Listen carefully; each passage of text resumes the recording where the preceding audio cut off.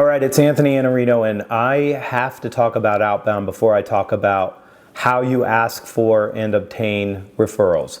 And I have to talk about Outbound because we are 40%, more than 40% through all of the tickets. And we've never had this kind of result this fast. So I'm just telling you because I want you to be on notice that if you want to go to the very, very best sales conference you've ever gone to, if you want to go to a conference that is all sales content and you want to see some of the best and well-known speakers in the business speak all on one stage, and you want access to a day full of workshops that will allow you to come back with practical, tactical advice on how you can go and do better in sales, you don't want to miss Outbound. So you need to go to outboundconference.com and you need to get a ticket. And look, if you want to come for 2 days and sit in the main stage room, it's a giant room.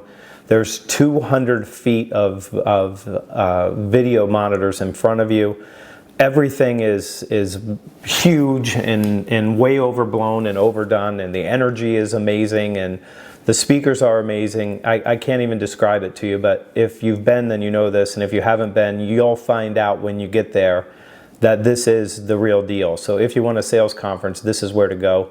For $699, you get 2 days of content. So that is a shockingly low price for the value that you're going to receive from this particular conference. If you want the third day, you get an elite ticket for $999. That's 3 days of sales development for $999. $100 off if you use Anthony100 or one of our codes. And if you want to show up for the VIP, it's a little bit more money, but you show up on Tuesday, you get a reception and you get a day of workshops with those of us that put the conference on, and you get a book signing and a whole bunch of other stuff that goes along with that. You can see that package too. So I'm encouraging you, go to outboundconference.com, get a ticket now, stay at the Embassy Suite where we're staying, or pick one of the other hotels wherever you have points or whatever you need to do, but get to Atlanta. The Georgia World Congress Center, Georgia Ballroom, May 5th, 6th, 7th, and 8th of 2020. And the tickets are going fast enough, I feel like I have to tell you this. Okay, now on to what we are here to talk about, and that is how do you ask for and obtain referrals? And I know some things about referrals that are uncomfortable for some salespeople, maybe you. So one thing I know is that I hear salespeople say something that sounds like this. I really don't like cold calling. I want to just get warm referrals from my clients. Okay, so a couple problems there. One, how do you get a client if you didn't make a cold call? Like, if you already have all the clients, great. But if you don't, how do you get that started? You've got to have clients at the beginning, which means you're going to have to use more prospecting sources than just referrals, unless you work in a business where family and friends can introduce you to people and get you started. What I know is that the people who don't like cold calling also don't like asking people for referrals. So there's something there that has nothing to do with the fact that it's a cold call or it's a referral. It's something about rejection or hearing no. So I want to start there and talk about why it's completely irrational for you to have a fear of no. So no in our world only means a couple things. It means you did not trade me enough value in what you offered for me to say yes. That's the first thing. And if you don't know that content, you go to the Lost Art of Closing. And in that book, there's a couple rules. Control the process is one, and trading value is number 2. If you can't tell me why I should give you this referral or why I should agree to this meeting, then I'm not giving it to you. You have to tell me why it's worth my time. Time is my single finite non-renewable resource, and you can't have it unless I get something out of it. So what's in it for me? And the second thing is you'll get a lot of people when you ask for referrals that say yes, but they hedge. And so they give you what I would call a non-commitment or a soft commitment. And it sounds something like this. Oh yeah, sure, Anthony, I'm happy to think about that. I'll see who I can come up with. Was that really a commitment? That was not a commitment. That was, I'll think about it and maybe I'll do it, but odds are I'm not going to. So I didn't get a good enough ask that I could deserve a yes. So that's the first thing I want to talk about. Don't worry about hearing no. No means not now. And the structure that I give you to have this conversation will make it much easier for you. Okay, the second reason that people don't ask for referrals is because it feels uncomfortable to them. Why does it feel uncomfortable?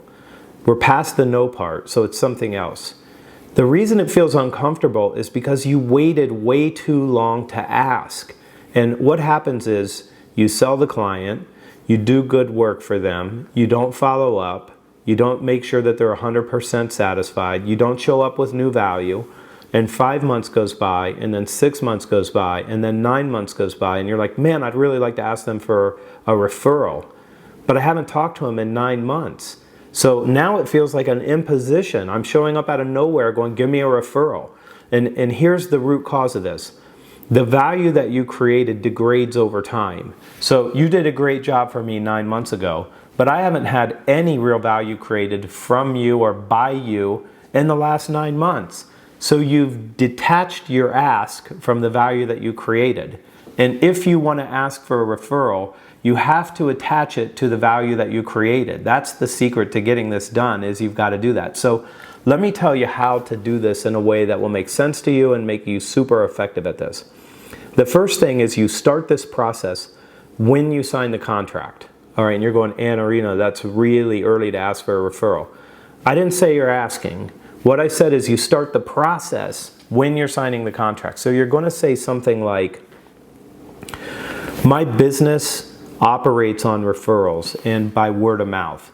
So if everything is perfect and it's beautiful and we get you these outcomes that we've been spending time talking about, would it be okay if I come back to you after that and ask you to make an introduction to someone else who might benefit from the value that I created for you? I'm asking at the signing of the contract, and I want you to recognize two pieces to this. One, my business operates on referrals, so it's important to me that this is done, and I'm sharing that with my client because I want them to know why I'm asking and why I'm going to do this. And the second thing is that I'm making this contingent. It's contingent upon me creating that value. So if I don't create the value, and it's not perfect, and it's not beautiful, and it's not great for them, I don't have the right to come back and ask for that referral. So I've set up a situation now where I have a right to ask for that referral if I do all the things that I say I'm going to do, and if it works out like it's supposed to for the client. And let me give you one caution here. Does it mean that you can't have mistakes? Or does it mean that you will never struggle to get the result? No. If you have a problem and you show up and you deal with the problem and you eventually get them the outcome, that's just the reality of working in business. No one gets away with not having any errors or any problems. So when you go to the Apple store and you see the Genius Bar and it's got 100 people in line to get their iPhones fixed, you can be certain that every single business on earth, no matter how good or how successful, has problems. You're allowed to have problems too, and you're still allowed to ask for a referral as long as you get it right eventually. Okay, a couple other things. After you execute, and I mean right after you execute, you've got to go back and ask for that referral. So it's important that you tie the timing of your ask to the value that you created. Again, when you open up this gap of 9 months, you're completely detached from the value that you created, and the value has degraded. I don't remember it. It wasn't something that was so emotional for me that I'm going to tell everybody about it a year later. It just doesn't work that way.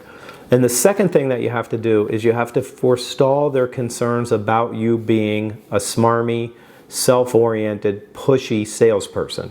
So you're going to do these two things together. Here's what you're going to do. You're going to say, everything was perfect and I'm happy we got you these outcomes, and I want to remind you that my business does work on referrals, so I'd like to ask you to introduce me to someone in your friends or family or someone in your community that would also benefit from the kind of outcome that I created. And I want to ask you to do that by sending them an email and copying me on it and asking them to take my call.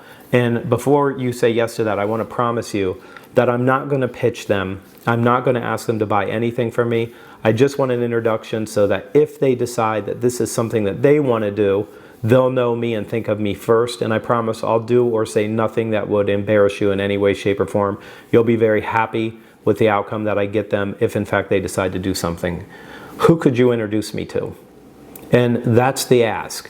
And there's a lot wrapped up in that ask. I'm not asking them in a way that says, yes, I can think about that. I'm asking them who. And I'm asking them to make the introduction over email and ask that person to take my call. That's what I want them to do, unless they can do it face to face. And ultimately, I'm trying to forestall their concern by saying, I'm going to treat this person with great respect, and I'm not going to do anything to make them not want to buy from me, or not appreciate the fact that you introduced us. Okay, that is how you ask for a referral if you actually want to obtain a referral. Everything else is something less than this. So you have to do something that means that you can be effective. It's kind of direct, I know. You start way earlier than you're probably starting now, but if you do this, you will get a better result. Okay, I'm Anthony Iannarino. Hit the like button. Share this with someone who needs this. If you're in a business that operates on referrals, you definitely want to share this with your peers. And hit the subscribe button so I can see you back here next time. Okay, I think that's it. Sign up for the newsletter. I didn't say sign up for the newsletter. thesalesblog.com/newsletter, my best work every Sunday in your inbox so you can hit the ground running on Monday. All right, that's all I got. See you soon.